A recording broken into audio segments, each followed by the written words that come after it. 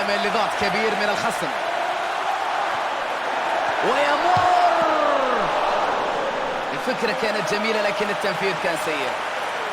بنوا الهجمة بشكل رائع جدا، لكن كان ينقصهم اللمسة الأخيرة اللي كانت في هذه اللقطة مخيبة للآمال.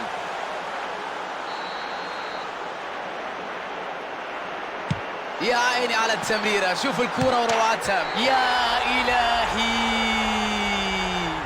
جول! ينجح في تسجيل الهدف الأول في المباراة، أصبحت 1-0. واضح أنهم تدربوا عليها جيدا. لا، يبدأ اللقاء الذي كان حديث الناس قبل إقامته بأيام في كل مكان. سننتظر وإياكم ما يمكن أن يحدث في مباراة مليئة بالإثارة.